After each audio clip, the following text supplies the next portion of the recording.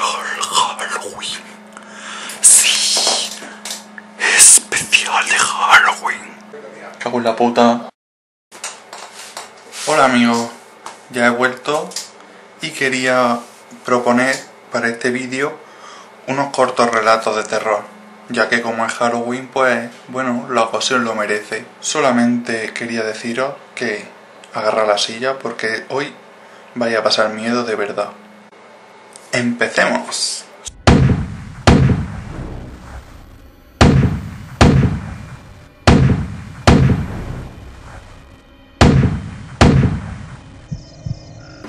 ¡Corre, Doren! ¡Nos alcanzan! ¡Date prisa! Estoy corriendo lo más rápido que puedo. Ya casi no me quedan fuerzas. Exhausto, Darren y su acompañante están huyendo lo más rápido que pueden. ¿Pero de qué? Darren voltea a mirar atrás, pero no ve nada excepto una densa niebla que se va acercando tan rápido como ellos corren. Pero entonces poco a poco entre la niebla van apareciendo las formas extrañas de criaturas que luchan por alcanzarlos. O para salir de aquella niebla, no se sabe. No le importaba, solo sabía que tenía que correr lo más rápido que podía para evitar que la niebla lo alcanzara. Pero entonces su acompañante tropeza y cae bruscamente contra el suelo, haciéndose daño en la pierna izquierda. Se levanta tan rápido como puede, pero el dolor que sentía en la pierna le impedía volver a correr rápido otra vez. Miró atrás y se dio cuenta de que no podía seguir. Entonces le gritó a Darren: «¡Queda poco tiempo! ¡Sigue corriendo!». Fue en aquel momento donde Darren se volteó para saber por qué razón su acompañante había gritado, pero lo que vio lo hizo estremecerse. La niebla y las criaturas lo habían alcanzado y lo arañaban lentamente en los brazos. Cortes pequeños, profundos, por los cuales comenzaron a emanar mucha sangre. Luego comenzaron a morderle en el pecho, el estómago, hasta llegar a los huesos. Darren escuchaba los gritos de dolor y auxilio que profería, pero estaba paralizado del terror. Lo había dominado totalmente.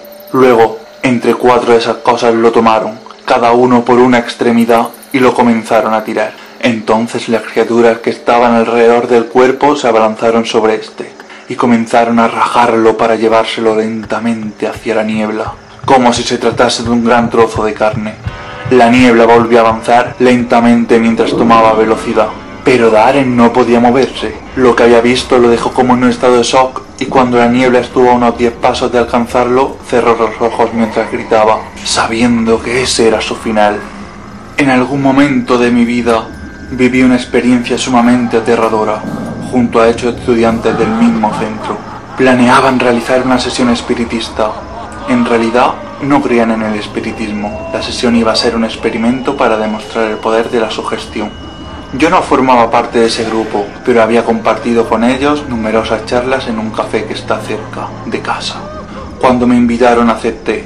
Pensé que podía ser algo divertido. En esa época yo también era escéptico. La sesión era en la casa de uno de ellos. En total éramos 4 hombres y 5 mujeres. Pasamos a una habitación en donde había una mesa redonda y grande, rodeada de sillas.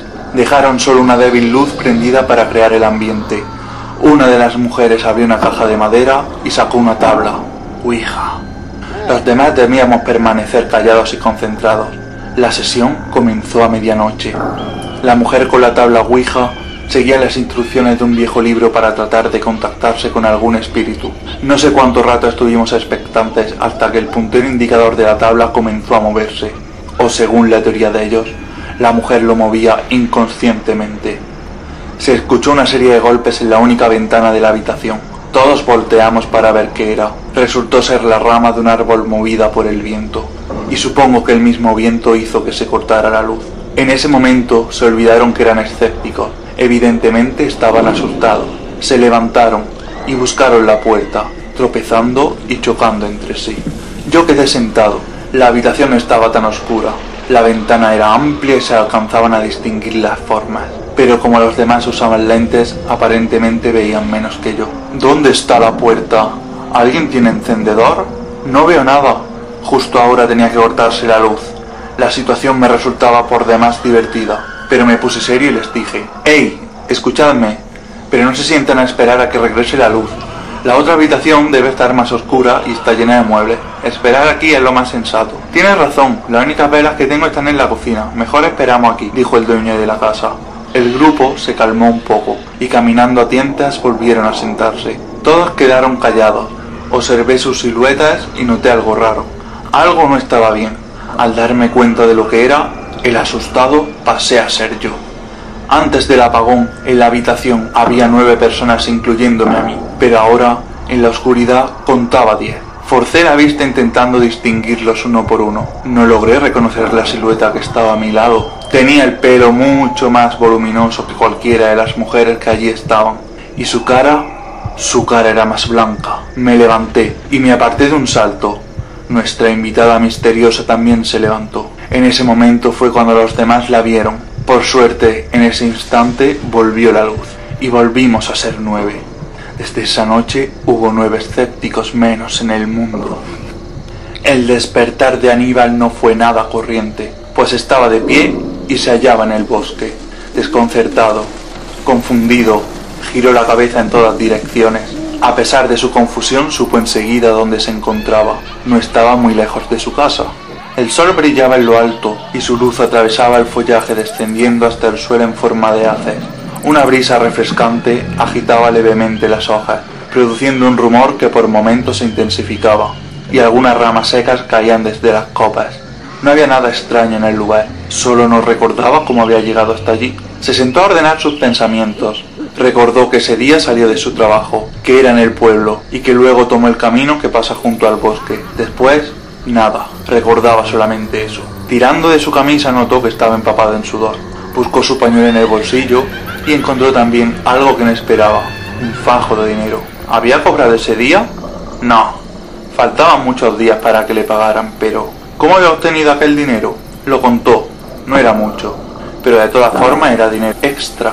Le había pasado lo mismo hacía unos años, en una época de escasez, pero apenas recordaba ese hecho, incluso había llegado a creer que nunca había pasado.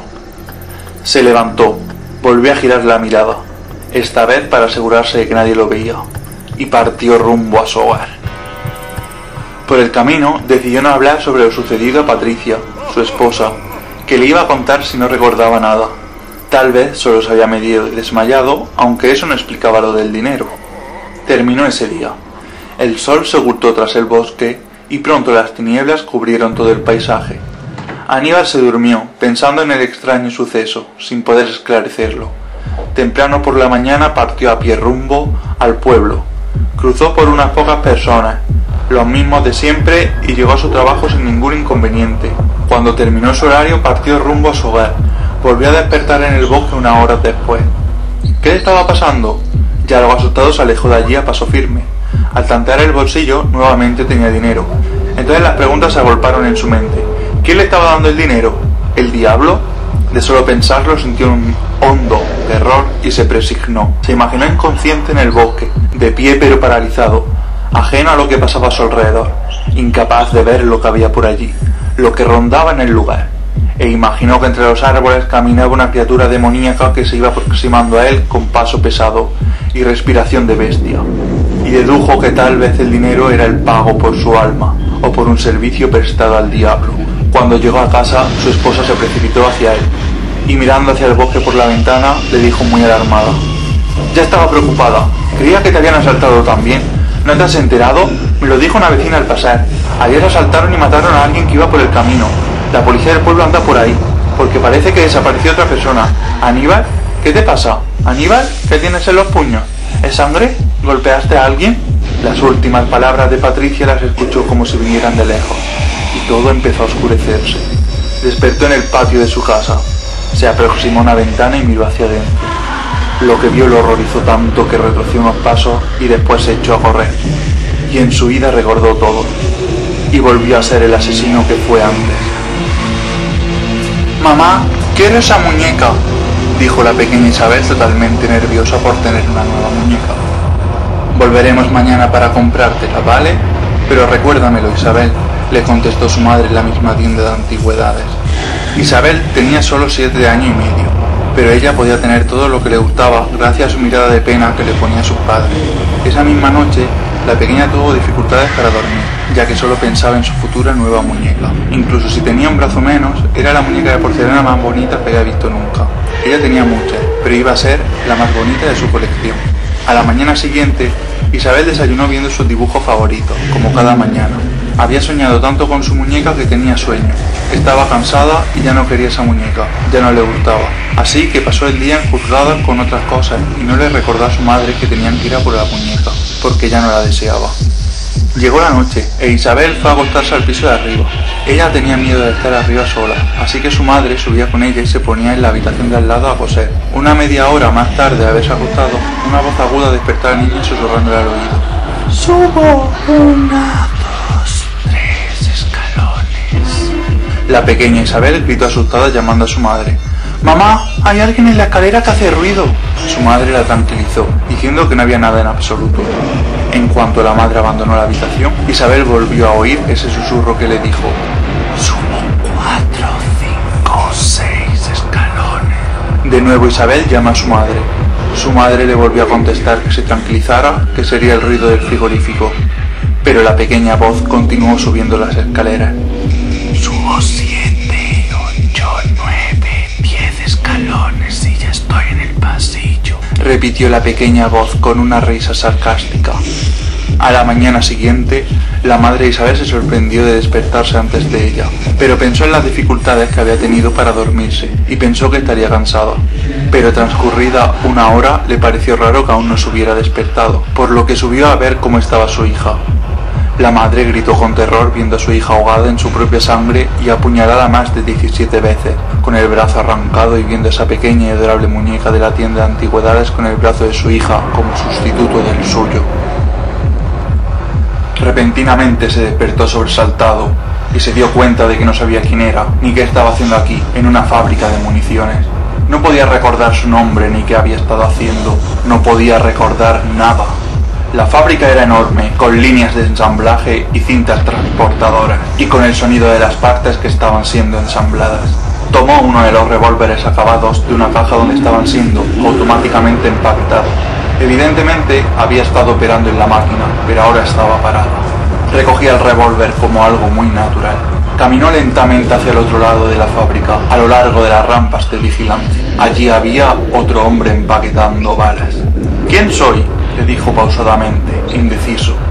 El hombre continuó trabajando, no levantó la vista. Daba la sensación de que no le había escuchado. «¿Quién soy? ¿Quién soy?», gritó, y aunque toda la fábrica retumbó con el eco de sus salvajes gritos, nada cambió. Los hombres continuaron trabajando, sin levantar la vista. Agitó el revólver junto a la cabeza del hombre que empaquetaba balas. Le golpeó y el empaquetador cayó, y con su cara golpeó la caja de balas que cayeron sobre el suelo.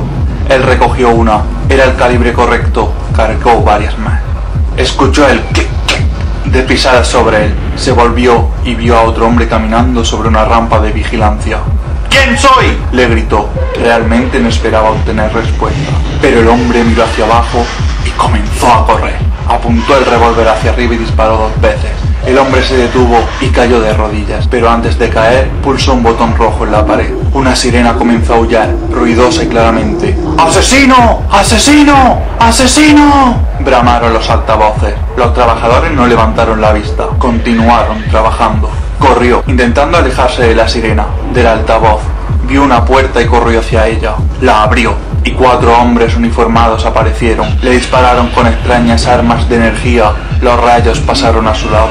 Disparó 3 veces más, y uno de los hombres uniformados cayó. Su arma resonó al caer al suelo. Corrió en otra dirección, pero más uniformados llegaban desde la otra puerta. Miró furiosamente a su alrededor. Estaban llegando de todos lados. ¡Tenía que escapar! Trepó más y más alto, hacia la parte superior, pero había más de ellos allí. Le tenían atrapado. Disparó hasta vaciar el cargador del revólver. Se acercaron hacia él, algunos desde arriba, otros desde abajo. «¡Por favor, no disparen! ¿No se dan cuenta que solo quiero saber quién soy?». Dispararon, y los rayos de energía la abatieron. Todo se volvió oscuro. Les observaron cómo cerraban las puertas tras él, y entonces el camión se alejó. «Uno de ellos se convierte en asesino de vez en cuando», dijo el guarda. «No lo entiendo», dijo el segundo, rascándose la cabeza. «Mira ese, ¿qué era lo que decía? Solo quiero saber quién soy». Eso era. Parecía casi humano. Estoy comenzando a pensar que están haciendo esos robots demasiado bien. Observaron al camión de reparación de robots desaparecer por la curva. Esta historia me ocurrió de verdad. Antes de esto no creía ni en Dios ni en el diablo. Todo comenzó una noche en la que decidimos hacer espiritismo unos amigos y yo. Éramos 5 amigos en total, entre ellos mi novia, y lo practicamos en casa de uno de ellos. No sabíamos mucho del tema, habíamos leído algo sobre ello solamente. Pero bueno, lo hicimos un poco a nuestra forma. Hicimos sitio en el salón y dibujamos un pentagrama en el suelo con arroz coloreado de rojo. También colocamos una vela en cada extremidad. Luego nos sentamos alrededor de él, sobre unos cojines. Habíamos cerrado bien las puertas y ventanas de la habitación. Para dar ambiente pusimos la banda sonora de la película Drácula a un sonido muy bajo y comenzamos a leer un encantamiento del libro de las sombras. Todo iba bien hasta que algo raro empezó a suceder y los nervios empezaron a aflorar. Empezó a oírse un murmullo en toda la habitación. Además, el techo se movía y temblaba el suelo. Luego aparecieron una especie de viento y una a una las velas se fueron apagando, excepto la de enfrente de nuestro amigo que tenía el libro de las sombras. Jesús mano. Todos mirábamos a nuestro alrededor y poco a poco el terror se adueñaba de nuestras mentes. La música del reproductor cesó y una voz empezó a murmurarnos algo. Era una voz muy grave, pero no comprendíamos lo que decía. La voz se entremezclaba con una pequeña risa burlona, también algo satánica. Mi novia lloraba, otro amigo temblaba de una manera increíble, hasta que la última vela se apagó y la música del CD volvió. Y como por arte de magia, la luz del salón se encendió. Ahora podíamos ver bien a nuestro alrededor. Todo seguía igual, excepto el arroz que ya no formaba un pentagrama, sino un torbellino. Desde ese día, mis amigos y yo nunca hemos vuelto a practicar espiritismo y solo contamos esta historia en reuniones íntimas. Esta es la primera vez que lo cuento ante tanta gente. Es una noche cerrada cuando un muchacho que vuelve a casa en su coche descubre en el borde de la carretera una chica que hace autostop. La chica parece aterrorizada y helada, por lo que el hombre decide pararse, ayudarla y acompañarla a casa. Como suponía, ella estaba helada, por lo que le presta su chaqueta. La chica no era muy habladora, así que es él quien habla casi todo el trayecto. A la mañana siguiente, el muchacho se da cuenta que la muchacha se llevó su chaqueta a casa.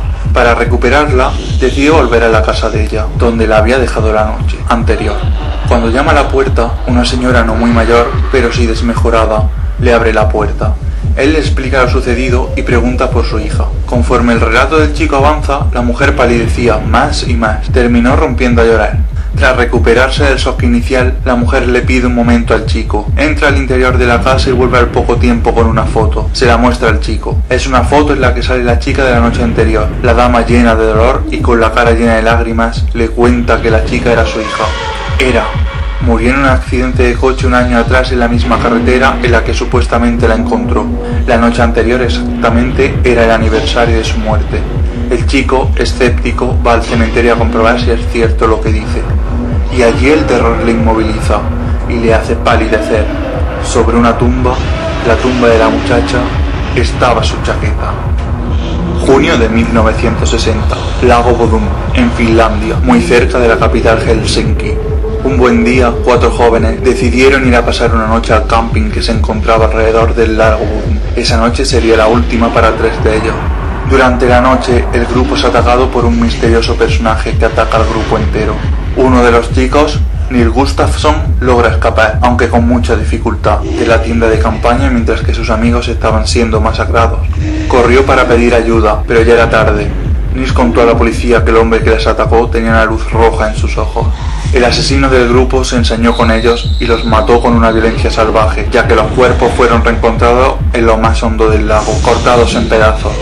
La autopsia reveló que solo una gran espada o una gran hacha había podido causar tales cortes en tan poco tiempo. Gustafsson mantuvo un mutismo casi abusivo durante más de un año debido al trauma.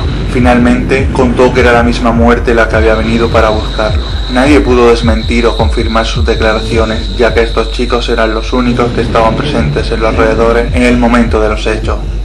Fue acusado del homicidio de sus amigos, pero fue declarado inocente por falta de pruebas. Actualmente casi no sabemos nada del crimen ni del asesino.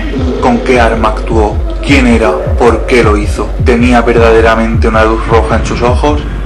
El misterio sigue sin resolverse. Una familia acababa de mudarse a una nueva casa cerca del bosque. Es una casa más grande, en un pueblecillo tranquilo. Los niños tienen sitio para jugar y los padres están tranquilos. Todos estaban muy a gusto en su nuevo hogar. El padre trabajaba y debía ausentarse de casa una semana de cada dos por motivos laborales. Una noche, mientras la madre leía en el salón, el hijo mayor no estaba en casa, pero la hija más pequeña ya dormía. Cuando Carlos, el hijo mayor, volvió a casa, le comentó a su madre algo que le tenía preocupado de hace días, y es que llevaba días observando a Caterina, su hermana pequeña, mientras dormía, y esta actuaba de forma extraña por la noche desde que se habían mudado a la nueva casa. La pequeña hablaba durante su sueño y estaba muy agitada y nerviosa. Su madre no había observado nada, pero dijo que empezaría a hacerlo a partir de ese momento. Cuando Carlos se marchaba a la cama, pasó delante de la habitación de su hermana para echar una ojeada, y la vio sentada en la ventana mirando fuera. Enseguida bajó a advertir a su madre. Subieron los dos y al verla, su madre pensó que probablemente la niña era sonámbula. La volvió a poner en la cama. Pero la historia se repitió noche tras noche y la pequeña niña llegaba incluso a salir fuera de la casa para jugar en la parte trasera de la casa, en el patio. La madre cada vez estaba más inquieta a causa de su comportamiento y decidió hablarlo con su marido a su vuelta. Ambos propusieron llevarla al psiquiatra y que la tratase, pero la niña continuaba yendo al patio trasero a intentar hacer en el suelo agujeros con su pala. Cavaba, siempre cavaba sin cesar y siempre en el mismo sitio. Los padres llegaron a preguntarle a la niña dormida por qué hacía eso. La niña respondía que alguien le pedía ayuda. Tras varias semanas viendo a su hija cavar, diciendo que oía que la llamaban voces pidiendo ayuda, la familia no pudo más y decidieron cavar ellos en el punto donde cavaba la niña. Cavaban más y más profundo, intentando encontrar una solución, y la encontraron. En el punto donde la niña cavaba encontraron la solución al por qué Caterina actuaba así. Encontraron un esqueleto de una niña. Escandalizados, llamaron a profesionales para hacer una búsqueda y supieron que hacía 2 años atrás desapareció una niña en el pueblo. La buscaron durante mucho tiempo pero nunca la encontraron. De una sola vez se habían resuelto ambos interrogantes. No busco ni confiarles ni imponerles mis ideas. Lo único que busco es mostrarles mis experiencias por si esta pudiera servir a otros. Mi mejor amigo murió hace unos pocos años. Se suicidó. Se ahorcó, para ser más exacto. Nunca me he llegado a recuperar del todo de esa muerte. Fui a la última persona que le habló. Me dijo que nos veríamos al día siguiente, pero el día siguiente nunca llegó. No le vi a él, sino a su hermano pequeño llorando, suplicándome ayuda y consuelo. Mi mejor amigo se fue y me dejó aquí sola, tan sola en este mundo. Sé las razones por las que lo hizo, pero no las diré en este relato porque no son necesarias para entenderlo. Sé las razones por las que decidió dejarlo todo. Le dije que no lo hiciera, que juntos podríamos superar cualquier cosa, y ahora estoy sola y me veo sin fuerzas para seguir. Llevo años sumida en una depresión profunda. Nada me anima, nada me motiva, nada ni nadie me consuela. Me siento vacía sin él. Hace unos días, después de preparar el escenario durante semanas, decidí seguir el mismo camino que él y suicidarme. Llegó el momento y estaba decidida a hacerlo, pero mi mejor amigo se me apareció. Me dijo que esa no era la solución. Él se había dado cuenta. Debía hacerme caso. Se arrepentía de lo que hizo y no quería que yo cometiera el mismo error. Me quería estar conmigo, pero aún era demasiado pronto. Desde ese día, para mí, la cuestión del suicidio no existe más. Es curioso lo que voy a decir, pero un muerto me ha salvado de la muerte. Es Navidad.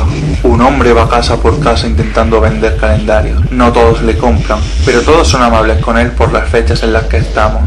Llamó a una casa y la mujer que le abre la puerta es antipática. Le habla mal y encima le cierra la puerta en las narices. Esa misma noche, al volver del trabajo, ella llega a casa y descubren que han colado por la puerta el calendario que ella no ha querido comprar por la mañana. Lo ojea y descubre que hay una fecha en rojo envuelta en un círculo rojo. Y no es una fecha cualquiera, es la fecha del cumpleaños de su marido. Pero mirando mejor se da cuenta que el círculo rojo no está hecho con rotulador ni tinta, sino de sangre. Atemorizada, ella grita y busca a su marido por toda la casa, aunque sin éxito. Sube al piso de arriba para ver si está dándose una ducha, y al entrar en el baño, descubre a su marido tendido en el suelo, en un charco de sangre con un corte en el cuello. Una pareja vuelve a casa, ya bien entrada la noche, después de haber estado en una fiesta en casa de unos amigos. Viven en un pueblo alejado de la ciudad y para llegar a él tienen que recorrer una carretera que atraviesa un bosque. Atravesando el bosque ven que hay un coche estrellado. El coche se ha empotrado en un árbol, pero al lado del coche hay una niña ensangrentada, muy pálida. Debido al susto del accidente piensa la pareja, pero ni llora ni nada. Cuando inspecciona el interior del coche para ver qué tal están los ocupantes, advierten que el piloto y el copiloto están muertos, pero no parece que sea por el accidente solamente, ya que tiene una especie de corte en el cuello. Sospechando que los padres han sido asesinados por alguien y temiendo que esté cerca, meten a la niña corriendo en el coche y emprenden el viaje a toda velocidad hasta el pueblo, para avisar allí a la policía y que acuda al lugar de los hechos. La niña sigue sin hablar, debido suponen al estado de shock de todo lo que ha tenido que presenciar. El conductor va a toda velocidad. Está deseando llegar y sentirse a salvo. El silencio en el coche es inmenso. Cuando se gira para tranquilizar a su mujer, la encuentra con los ojos en el vacío, la boca abierta y la garganta cortada. Mira por el retrovisor y ve a la pequeña chica sujetando un cuchillo lleno de sangre. Una joven pareja había tenido que llamar a una agencia de canguros para guardar a su hijo, ya que tenían una cena importante y tenían que asistir solos, sin el pequeño. Ellos tenían un canguro de confianza, pero esa noche se había puesto mala, por lo que, sin más remedio, habían tenido que llamar y confiar en la profesionalidad de la agencia. Estaban nerviosos, pero al llegar la chica de la agencia se tranquilizaron. La joven canguro que llegó a casa era una chica con una muy buena apariencia. Parecía centrada y responsable, así que partieron a la fiesta tranquilamente. A mitad de la cena, la joven madre tuvo un raro presentimiento, por lo que telefoneó a casa para verificar que todo iba bien. La joven canguro respondió que todo iba muy bien, que no debía inquietarse, y le dio las gracias por la cena que le habían dejado. El pavo estaba muy rico. La joven madre volvió hacia su marido después de la llamada y le pidió al marido de volver inmediatamente. Algo le pareció extraña la conversación. Ella no recordaba tener pavo en la nevera. Llegaron rápidamente a casa. Una vez allí comprueban que la chica está tranquilamente en el sofá viendo la tele. La madre se tranquiliza al ver la escena, pero al subir a la habitación del bebé descubren que no está. Algo no marcha bien. Lo buscan por toda la habitación pero no dan con él. Bajan abajo, asustados le preguntan a la canguro. Esta tranquilamente les contesta que está en la cocina. Extrañados van hacia ella y al llegar descubren aterrorizados lo que había sucedido. El bebé estaba metido en el horno, parcialmente comido y embalado en aluminio. Investigaciones posteriores descubrieron que la canguro sufría trastornos de personalidad.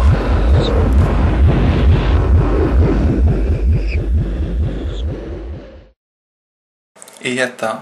Eso es todo por esta semana. Ahora os levantáis, os vais a limpiar el culito al cuarto de baño, a llorar. Gracias por escucharme. Hasta luego.